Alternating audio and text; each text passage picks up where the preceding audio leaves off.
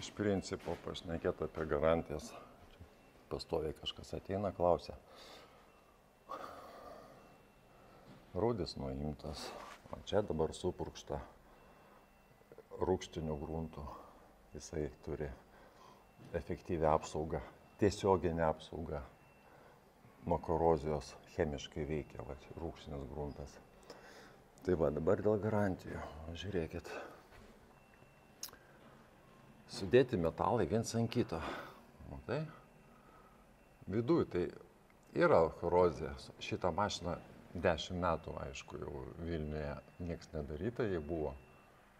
Tai va, iš tų sudarimų visų pirma išlys rūdis mums.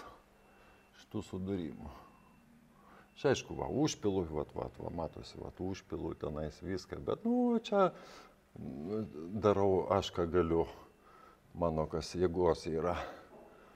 Bet iš čia visų pirma išlys korozija. Kada jinai išlys, aš nežinau. Štai apie garantijas kažkokias tai ir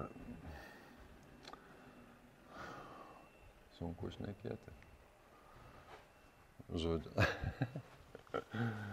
Dangom, aišku, dangos tai ilgam, ypač bituminė danga, tai jau minėjau, kad yra labai ilgamžė mano naudojimo Mercosol įmonė firmos. O korozija, kada jinai atsiras, tai žiūrėsim. Atsiras galų gale, nedėlis nonsensas. Jeigu dar norės žmogus kažkuris kitas, jau valysim tas vietas iš naujo. Va taip. Ką, baigiu darbus, eit sąskaitas rašyti.